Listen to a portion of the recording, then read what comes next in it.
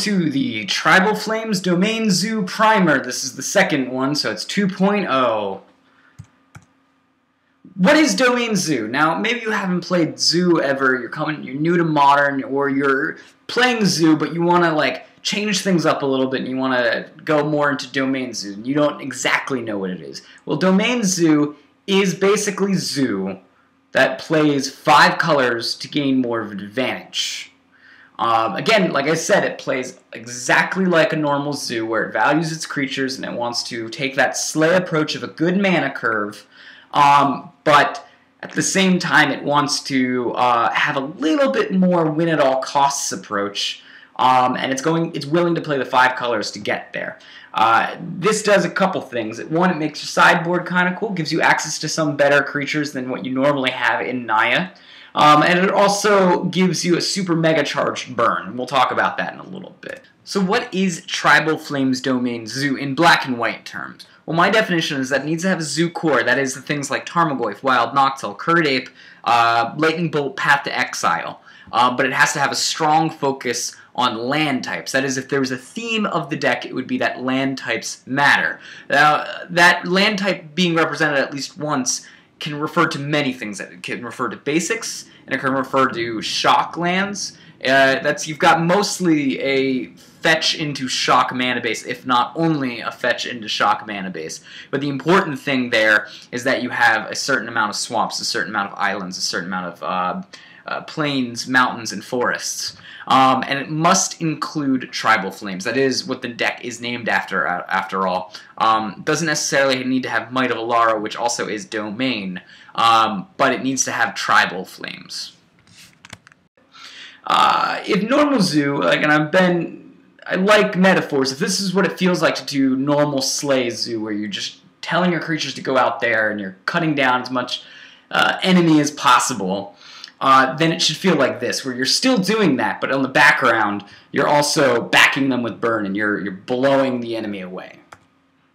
So why should you play Domain Zoo? Well, you should play Domain Zoo if you like all the burn possible. You've got yourself access to basically the best burn in the entire meta. Now, we're not talking about things like Electrolyze by adding blue, because Electrolyze isn't actually good burn. It's good card advantage, but it's not good burn. We're talking about things like Tribal Flames, where you're going ahead and saying that this 2-mana spell is going to deal 5 damage to you. Even in some cases, you run things like Might of Alara, which is the same thing. It's +5/+5 because of your land base, and you're dealing 5 more damage because of it.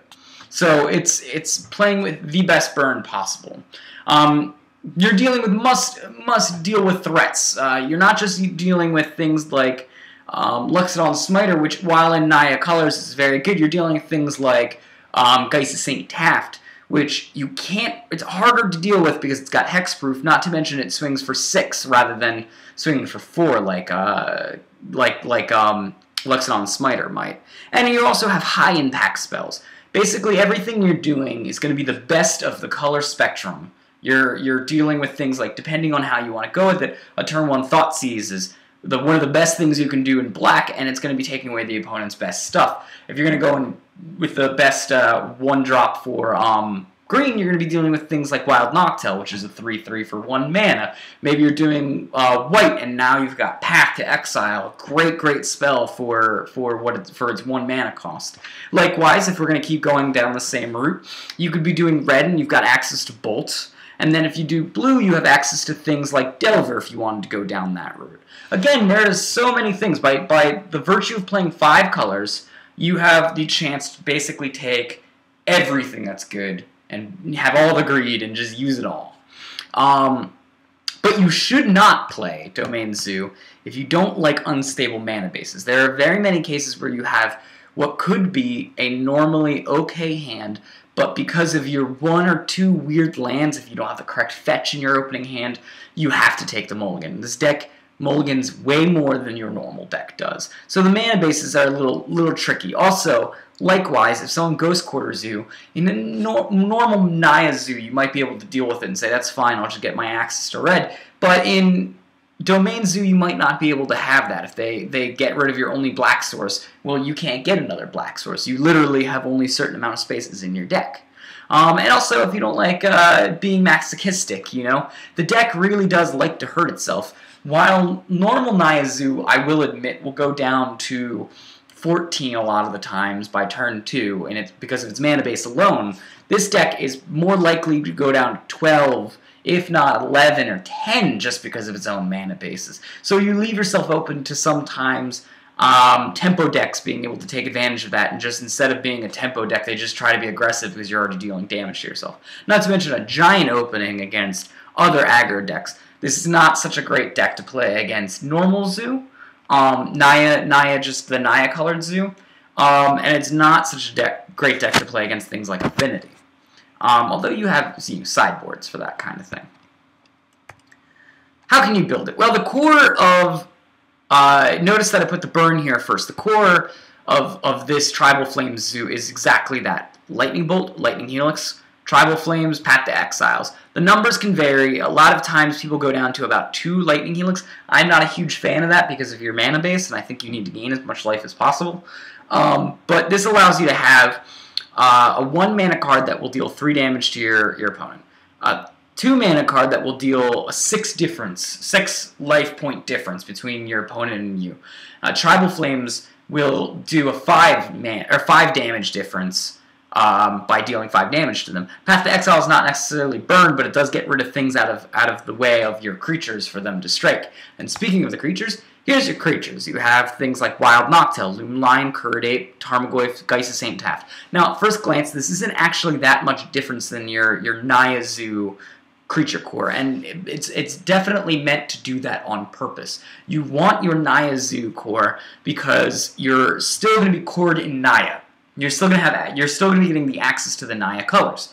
That being said, these are the best threats in Magic that you could possibly do. You could throw Delver on there. You could throw different black cards on there, like even things like Dark Confidant. And there are lists that run them, but this is really what you want to look at. This is what makes it different from Tribal Flames to Tribal Flames Domain Zoo. It's the difference. But then you look at Geist of St. Taft. Geist of St. Taft is not something that Naya Zoo wants to do because it's out of its color, and it wants to rep its stable mana base. It wants to say that it's very, very stable. Domain Zoo does not necessarily mind that so much. It doesn't really mind trading a little bit of inconsistency for explosiveness. And Geist of St. Taft basically does that. It's stupid good. It hits for 6 damage on its own for 3 mana. And a lot of times in the modern meta, it's actually better than Knight of the Reliquary, who can get bigger on its own, but takes a little bit of time to do so. This also has hexproof, and since the best spells in modern currently are Thoughtseize, I want to say Thoughtseize, Bolt, and Path to Exile, this gets rid of 2 of it. It just kind of ignores it. So it just goes ahead and you have a beater very easily that's kind of hard to deal with. It's your reserve threat. Here's some other creatures that you can do. Experiment 1 and Goblin Guide if you want to do more of the aggressive approach and try to get more damage in there. Also, Step Links should be noted, it does the same. Noble Hierarch if you want to go a little bit bigger. You've got things like Snapcaster, who can snap back your Tribal Flames, which is super important. You have Voice of Resurgence, which is a little bit of utility. Likewise, you can also do things like Wasali Pride Mage, even though I didn't put it down there, to be more utility against other creatures and other hate bears. And if you go on the 3 converted mana cost, you're probably looking at either Knight of the Reliquary or Luxodon Spider, depending on what kind of edges of decks you want to play. Knight is a little bit better against the mid-rangier decks, while Luxodon Spider is better against the Tempo-y and Control decks. Here's some other spells that you can consider playing. You've got Abrupt Decay, Lingering Souls, Boros Charm, Elspeth, Johnny Vengeance, Mutagenic Growth, Pillar of Flame, and Might of Alara. Let's go over them one by one. Abrupt Decay, it's 2 mana, kills a lot of things. It kills most things in the modern format, and it is sort of gets you a lot of coverage on the holes that you might not hit, like artifacts, enchantments, planeswalkers even. And it also destroys creatures rather than deal damage to them, so that's not useful to do it to the dome, but it is useful so that way you can still have direct damage, or direct destroy rather than damage if something has a 4 toughness, but for example. Lingering Souls gives you coverage against cards, against decks that have like infects or affinity, allows you to play more of a tempo-esque game where you're blocking them and still using your aggression. But you can basically get 4 blocks. It even helps you against a mid-range of your deck by allowing you to block a Tarmogoyf for 4 turns and hope that you can swing on through and just kill them.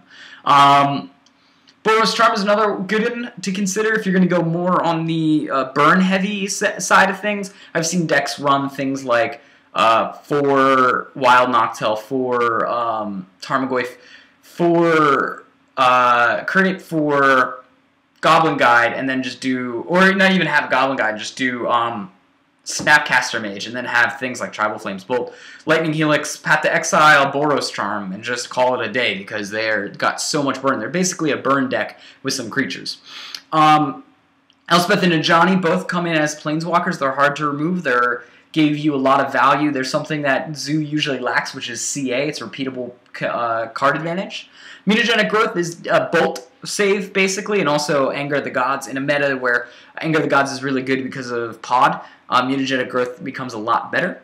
You also have things like Pillar of Flames, whose primary target is Kitchen Finks, so that you get it out of the way so you can keep hitting for the swings. That's very important when you've got things like Geist of St. Taft, which will die on either of what do you call it, blocks, Kitchen Finks blocks. Might of Lara also comes in. It's a less reliable Tribal Flames, but it can do the Tribal Flames-esque feeling of getting 5 damage in for 1 mana. Now, how do you build it with lands? Your best bet is to use 12 to 14 fetch lands so that you can ensure that you're getting the colors that you want. You're going to want 2 to 3 basics. The third basic that you may not include will probably be a mountain. You definitely want a plains and you want a forest. You also want at least 5 to 7 shock lands. Generally, you're going to want them different shock lands, one of each shock land that you're going to be using. And that's your guide to building the mana. Now, here's your tip to mana, at least for current builds of Tribal Flame Zoo. You're going to want to do this kind of order of fetching. You're going to want to grab a turn 1 Temple Garden, turn 2 Steam Vents, and turn 3 Black, whatever else that you really want. In this case, we're going to specifically talk about this. You want to be assured, and by the way, in the thread, the Zoo thread, you can look further down. I have something that talks way longer about mana, but the gist of it is you're going to want to be able to play whatever you have to play on turn 1. You're going to want to be able to play whatever you have in your hand to play on turn 2. And you're going to want to figure out a way to fit this. If you're first starting, your default should always be Temple Garden, Steam Vents, Blood Crypt. Just your default. When you get a little bit better, you can start looking at it and say, I have a Curd Ape in my hand, and my second turn I have a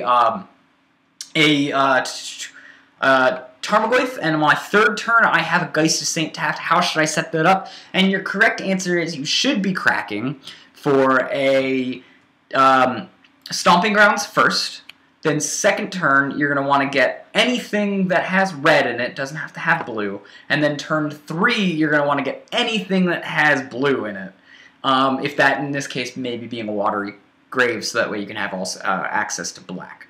But it becomes a little bit of a harder, and that's one of the things that's hard about Domain Zoo. I'm going to put it out there right ahead of time, is the mana base. You need to think before you crack. You can't just willy-nilly put out lands and crack like you might actually be able to. It's more forgiving in Naya Zoo, because this time you're going to need to figure out what's in your hand, what can you draw, what do you need to play on turn 1, what do you need to play on turn 2. So for this run of Tribal Zoo, this is the deck list I'll be using. It's the same deck list that Pat Cox used to get to 21st place in GP Minneapolis. We're going to be running 4 Geist of St. Taft, which is probably the best 3-drop creature in Modern, even better than Knight of the Reliquary. We're going to use Curd Ape, Loom Lion, Snapcaster to get back burn and removal. Tarmogoyf, Wild Noctowl, Lightning Bolt, Lightning Helix, Mutagenic Growth, 4 Path to Exile, a bunch of lands. You'll notice it just has mostly fetches into shock lands, and that very specifically the Naya shocks are taken over any of the other colors. the Naya colors are allied with blue, so either Hollowed Fountain or Steam Event, because those are that's the fourth least color, so only 2 for that, and then the fifth least color, the fifth color that is used the least in this particular deck list is black, so that's why there's only 1 shock for that. And that's only to enable Tribal Flames. The 2 blue is for the Geist of St. Taft as well as the Snapcaster Mage, because they're more prevalent in the deck than black is, which is not casted by anything. You'll notice that there's Mutagenic Growth here, and that there's also going to be less Lightning Helix. Normally you have more Lightning Helix to get over like the fact that you're hurting yourself, and in a more aggro-esque meta that would be better. But there's more Lightning Bolt in this meta, and you want to have your creatures survive that. In the sideboard, you've got 2 Aven Mind Sensor, 1 Grim Lavamancer, 1 Qasali Pride Mage, 1 Ranger of Eos, 2 Stony Silence, 2 Ancient Grudge, 1 Mutagenic Growth, 2 Swan Song, 1 Elspeth, 2 Pillar of Flames. I don't necessarily know if this is the best sideboard in the world, in at least the current meta, but it's a lot of what Pat Cox uses, so he's used to sort of Pat Cox bias. I will say, however, the blue inclusion does allow you to have things like Swan Song, which is great to counter removal as well as to counter key combo spells, as well as if you're running black, which you are in this, you can also have access to Thoughtseize, which could help you against combo. Another good one is also Abrupt Decay, which can also help you get a little bit more versatility in your Zoo deck. So without any further ado, let's go ahead and play a random deck. Alright, so this isn't the best hand in the world, but I'm going to keep it. The reason I'm going to keep it is I have Wild Noctowl, so if I draw any way to get a white source out of my hand into the playing field, I've got myself a really strong beat-down crew here with 2 Wild Noctowls and a Tarmogoyf. I've also got free Mutagenic Growths that I can play in order to keep my Wild Noctowls and Tarmogoyf alive, as well as pump my Tarmogoyf in general. So it's probably an alright keep. I need access to white and blue, which I'm going to be able to get with this Hollowed Fountain, should I get the correct lands, but I'm going to need access to the red in order to grab the green here, so I'm going to have to play around it like a little bit like that. So again, not exactly the way I said to fetch for mana, but once you start getting really good at Domain Zoo, you can start understanding what you need to grab ahead of time so you can play with that understanding. It's a little bit weird. I'm hoping he's going to try to bolt the Wild Noctowl right here and now. That way I can play Mutagenic Growth and get around it. Looks like that's not happening. Curdape here is not actually a bad draw. It means I can drop a Wild Noctowl and a Curdape. But I'm just going to go ahead and attack first, because maybe he's going to try to bolt it, and I think that's exactly what's happening here. And I can Mutagenic Growth. And that'll be 4 damage he's going to be taking.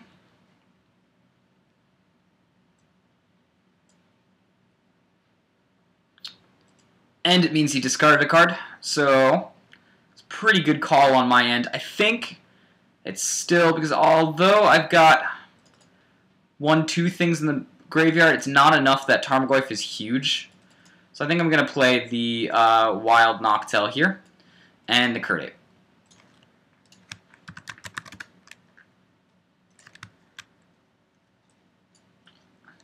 Little suicidal at the start, but hopefully he goes for like another bolt on one of my creatures, and I've got the Mutagenic Growth to stop that as well and beat down. I was hoping, like, the reason why I kept the hand general was these Mutagenic Growths. I knew they would save my critters, so it was kind of a risky keep. If he wasn't playing red, it would have been way worse for me. Like if that was a Path to Exile or something, you know. Terminate is a terminate, and that's fine. There's nothing I can do about that. But now I've got a free range to drop that Tarmogoyf and swing to Holy Hell.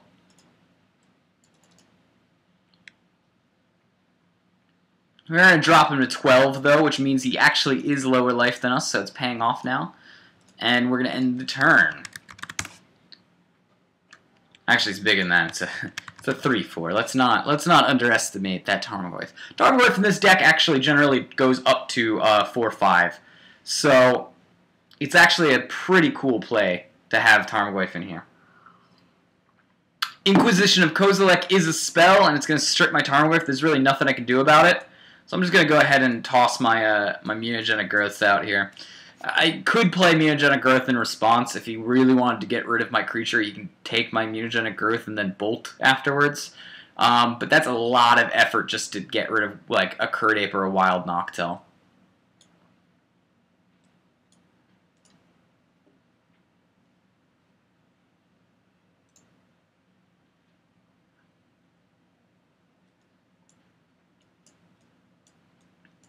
I wonder if that means he's got like Anger of the Gods or something. He's trying to set it up so that way it sweeps.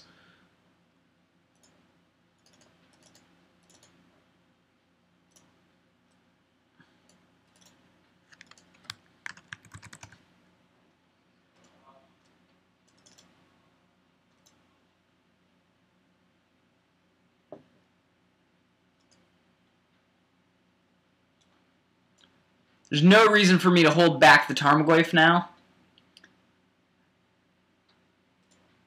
So I'm just going to go, like, especially if he's got Anger of the Gods, I'd be, like, really royally screwed if I didn't put it out there.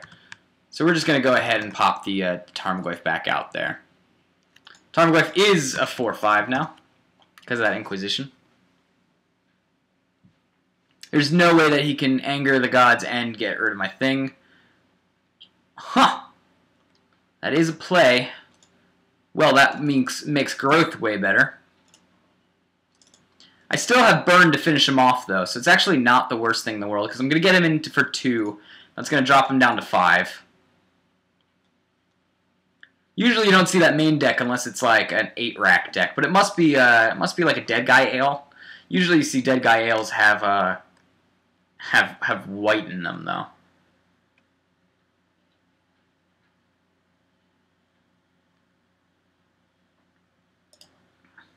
So we're just going to go ahead and get ourselves a Steam Vent here.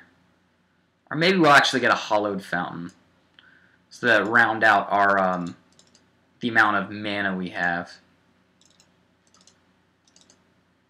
And Snapcaster is pretty cool here.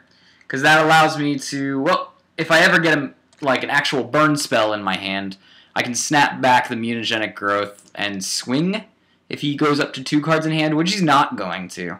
But I am going to be able to hold this Snapcaster now to be able to...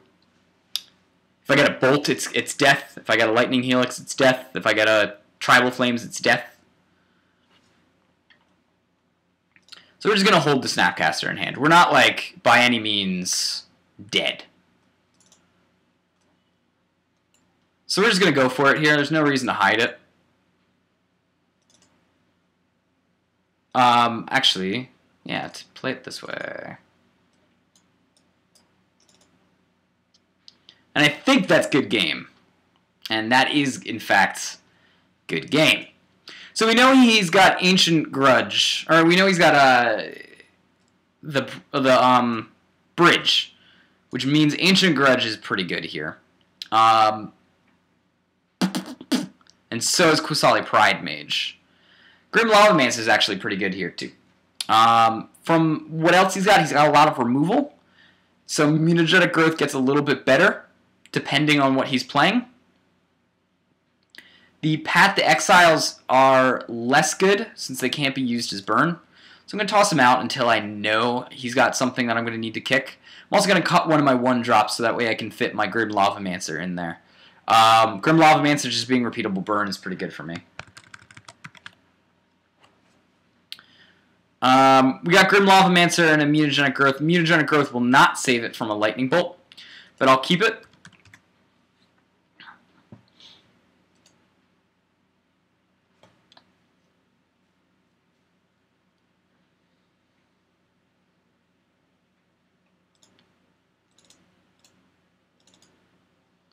So based on my hand, I actually am valuing this Grim Lavamancer, so I don't think I really want to rush him out there, especially when I'm not going to use him until after I cast Tarmogoyf. So I think I just want to cast the Tarmogoyf. I want to conserve. I would like more lands if possible.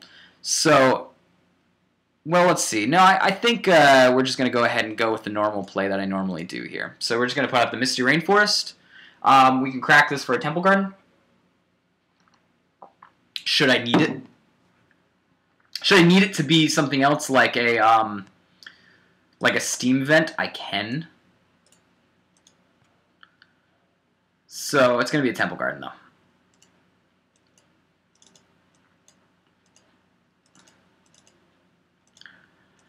We're going to cast the Tarmogoyf here, and we're going to hold this.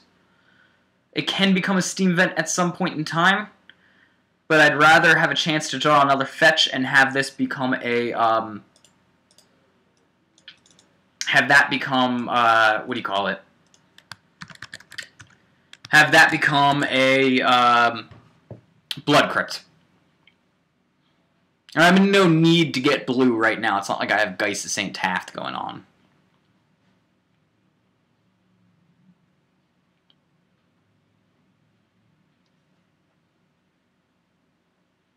If he goes for a Lightning Bolt, it's totally fine, because I can still Mutagenic Growth. It's not like that's an issue. My Grim Lavamancer can actually control how much stuff's in my yard, allowing my Tarmogoyf to swing when it needs to.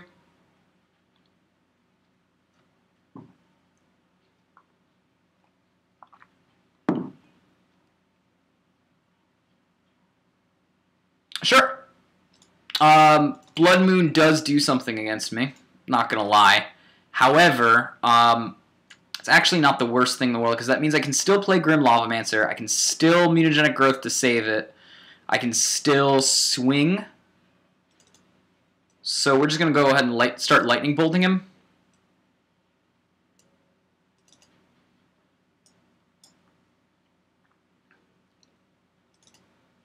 Put Grim Lavamancer out there, and that's going to become a 2/3. And swing. So we can just become a burn deck. We're not dead to this Blood Moon yet, since everything in our hand can be casted still. I'd really like this Grim Lavamancer to survive.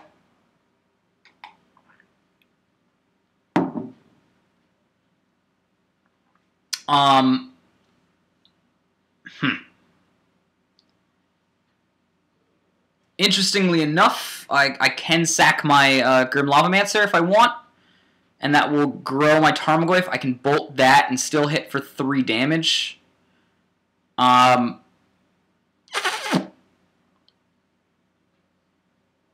might be the better play, or I can just hit him for like 3 + 2 + 2, which is 4. So that's 4 damage, 7, and we got him on death. Okay. So yeah, we've got him death.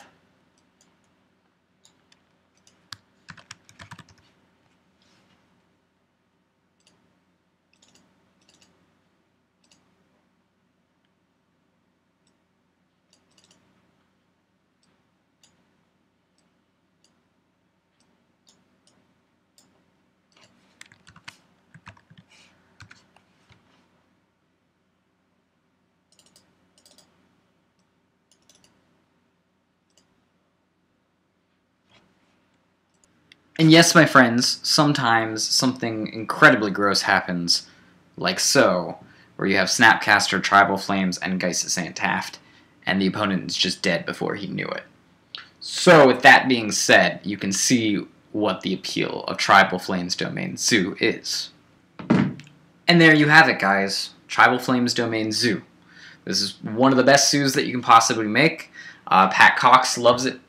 It's not up your alley if you don't like, tough mana bases and some damage on your end. But if you're into sort of win victory at all costs and aggression, this is definitely the deck that you're going to want to look for. Thanks, guys, for watching. And as always, remember to feed the animals.